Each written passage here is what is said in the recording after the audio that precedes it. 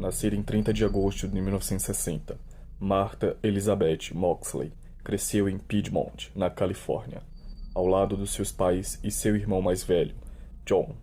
14 anos depois, em 1974, ela e sua família se mudaram para Belle Haven, um bairro em Greenwich Inn, Connecticut.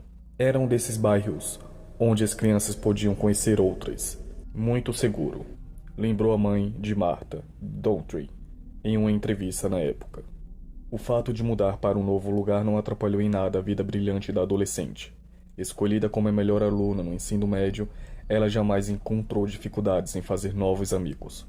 Com ótimas notas e jogadores de basquete, Moxley parecia ter tudo ao seu favor. E as coisas caminhavam bem, pelo menos até o Halloween de 1975.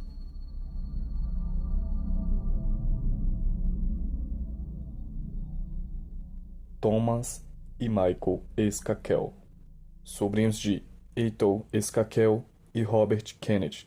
Thomas e Michael são apenas dois dos 7 filhos de Huston e Anne. Na época em que Moxley foi assassinada, em 1975, eles tinham, respectivamente, 17 e 15 anos. Apesar de sempre conviverem com muitas pessoas em casa, o ambiente na família Skakel estava longe de ser o mais saudável. Em 1973, todos eles enfrentavam uma grande perda. Anne acabara de falecer de câncer no cérebro. Como se não bastasse, Huston viveu um caso de alcoolismo e frequentemente deixava seus filhos em casa sozinhos sem nenhuma supervisão de um adulto. Os Moxley, que moravam a apenas 150 metros de distância dos Skakel, viam com frequência o constante fluxo de adolescentes que vagavam pela residência, graças à falta de uma supervisão de um responsável. Segundo o diário de Martha, no qual ela cita, muitas vezes os irmãos Skakel, a adolescente demonstra estar muito confusa sobre algumas investidas que começou a receber de Tom. Querido diário, eu, Jack, Michael, Tom, Hope e Andra saímos para dirigir um carro de Tom. Eu estava praticamente sentada no colo dele. E então ele colocou a mão no meu joelho. Quando estava dirigindo novamente, Tom colocou o braço em volta de mim, conta Moxley no seu diário. Moxley também expressou frustração com Michael.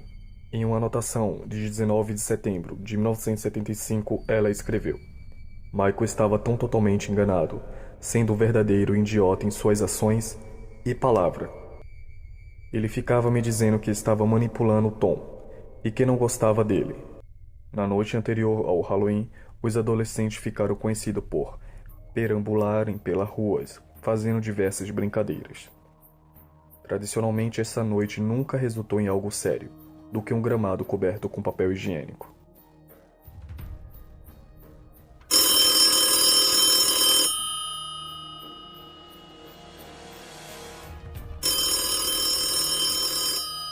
No entanto, esse cenário mudou em 1975. Naquele dia, Martha havia saído com suas amigas, e como não tinha voltado para casa e já era 4 horas da manhã, sua mãe telefonou para a casa de algumas das suas amigas. Como não sabia do paradeiro da sua filha, as ligações continuaram na madrugada adentro. Uma amiga de Moxley disse a Daughtry que tinha visto a adolescente pela última vez com Tom Skakel na noite anterior. Ela então foi até a casa dos Skakel naquele dia. Chegando lá, Michael informou que não tinha visto a filha dela. Pouco depois do meio-dia, a amiga de Moxley, Sheila, fez uma descoberta horrível. Deitada de bruços, sob um grande pinheiro, estava o corpo da adolescente desaparecida. Suas roupas estavam manchadas de sangue, e seu jeans e roupas íntimas foram puxados até o tornozelo, embora nenhuma evidência de agressão sexual tenha sido encontrada na vítima. Ao lado da adolescente estava um taco de golfe que tinha sido usado para atacar Moxley. O impacto dos golpes foi tão forte que um deles se partiu em 3 partes. Moxley também foi esfaqueada no pescoço, com um dos fragmentos quebrados no taco. Os investigadores descobriram rapidamente que o taco Tony Pena, usado na cena do crime, combinava perfeitamente com um das coleções que estava na casa dos Skakels. O taco quebrado na casa dos Skakel tinha o nome de N gravado no cabo. Naturalmente, os detetives concentraram suas investigações em Tom, já que ele era a última pessoa a ter visto Moxley viva. Quando questionado, ele disse aos detetives que viu Moxley pela última vez por volta das 9h30, em frente à sua casa. Depois ele disse que foi ao seu quarto para trabalhar em um relatório da escola sobre Abraham Lincoln. Seus professores, no entanto, negaram ter dado essa tarefa. Sendo assim, Tom Skakel acabou sendo submetido a um teste pelo detector de mentiras. No entanto, a avaliação não apontou nada e nenhuma acusação foi feita contra ele. Litlon também foi investigado no outono de 1976, mas supostamente ele não tinha ideia de quem era Martha Moxley, já que a jovem foi assassinada na primeira noite em que ele esteve na casa dos Skakel. Os detetives acreditavam que Martha havia sido espancada e morta por volta das 10 horas. Quando questionado sobre seu paradeiro naquela noite, Michael Skakel disse aos detetives que havia saído de casa por volta das 9h15 e dirigido até o seu primo, retornando por volta das 11 horas. Até hoje não se sabe quem foi o real assassino ou assassina de Moxley, mas o principal suspeito é Michael Skakel. Contra-argumento da defesa de Skakel era que não havia provas físicas para condená-lo e que ele tinha um álibi para o período em que Moxley foi assassinada. No entanto, a promotoria pintou a imagem de um adolescente ciumento, enfurecido após ser rejeitado por sua paixão, sob a influência das drogas e álcool e com acesso à arma do crime. Em junho de 2002, o veredito do júri decidiu culpá-lo. Michael foi condenado a 20 anos de prisão. Porém, em 23 de outubro de 2013, foi julgado novamente com base na defesa do seu advogado, Mike Sherman, que forneceu a ele uma representação. Como resultado, Skakel foi libertado sob fiança de 1,2 milhões de dólares, em 21 de novembro de 2013.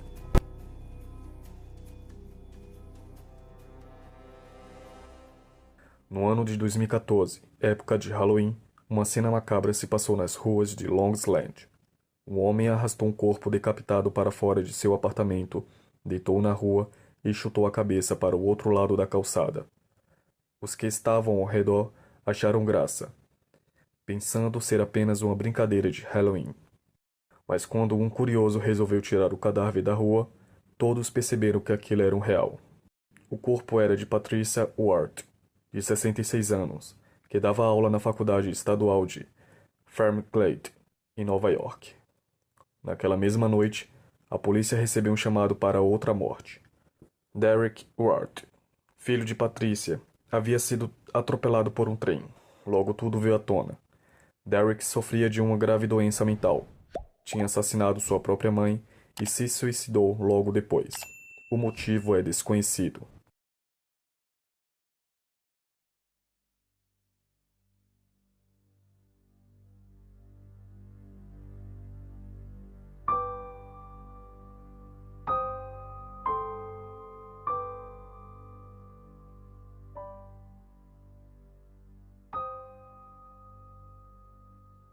Rebecca Jay. Rebecca Jay era uma mãe solteira, trabalhadora, muito querida, com um filho de 3 anos. Para comemorar o Halloween, ela decorou sua casa com 8 espantalhos e fez planos com seu namorado, Aaron Quinn, para ir pedir doces. Mas em 31 de outubro de 2012, Rebecca não foi trabalhar. Um colega de trabalho foi até a sua casa para procurá-la. Ela não estava lá, mas seu carro estava no estacionamento de um bar perto do seu trailer. O proprietário destrancou a porta. Lá dentro, a bolsa de Rebecca estava em um balcão. Mas ela não estava em lugar nenhum. Sua mãe, Sally Gay, e amigos ficaram preocupados. Os xerifes então executaram uma busca em sua residência e veículo. A polícia observou em uma área de um carpete parecia ter sido limpa recentemente. Parecia que houve algum tipo de luta, disse o xerife Léo. A casa de Rebecca foi determinada como uma cena de crime. A vizinhança foi vasculhada. Os detetives conversaram com as pessoas próximas de Rebecca, incluindo Aaron e o pai, Corey. Os detetives também entrevistaram John White, o ministro que estava em um relacionamento com Sally. Ele morava no mesmo parque do Straley que Rebecca. Era rotina para White deixar Corney com seus pais às quarta-feira. A manhã correu conforme o planejado. White disse aos investigadores que foi ao trailer de Rebecca às 6:30 da manhã para cuidar de Cohen. Antes do desembarque, a porta estava destrancada e ele entrou. E ele alegou que Rebecca estava no banheiro e ouviu dizer para descansar no sofá até Corney acordar. Ele adormeceu e não a viu a sair. White deixou o menino com seu pai por volta das 8 horas. Os detetives observaram um corte no nariz de White durante a entrevista feita com ele. Ele disse que uma prateleira caiu em seu trailer e mostrou aos investigadores onde isso aconteceu. A história parecia legítima. Os detetives receberam um mandato para revistar a casa de White e o veículo, onde encontraram uma sacola com um martelo de borracha, bracedeiros de plástico, saco de lixo de construção e roupas íntimas femininas. Na mesma época, White foi reprovado no poligrafo. Por volta das 3 da manhã do primeiro dia de novembro, os investigadores mostraram a White fotos de sua caminhonete manchada de sangue e do colar quebrado. White alegou que não sabia nada sobre isso.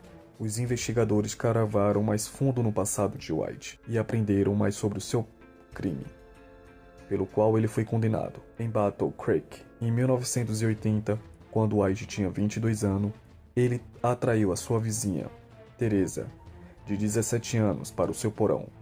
Ele a esfaqueou repetidamente. Nas primeiras horas da manhã do dia 1 de novembro, White estava pronto para confessar. Ele disse que trocaria informações sobre Rebecca por uma sentença de prisão perpétua e por ser segregada de outros prisioneiros. Enquanto Coy dormia, White batia em Rebecca repetidamente com um martelo de borracha. Então ele colocou uma braçadeira de cabo em volta da sua garganta e apertou bem. Ele arrastou o corpo dela pela cozinha e tirou suas roupas. Ele moveu o carro de Rebecca para o estacionamento de um bar para enganar os detetives. O corpo de Rebecca foi finalmente recuperado. Parecia que ela tinha marcas de ligaduras ao redor do pescoço. Os resultados da autópsia mostram sinais de abrações que indicavam uma agressão sexual contra Rebecca. Em março de 2013, John White se declarou culpado do assassinato em segundo grau. Ele foi sentenciado a 56 anos de prisão.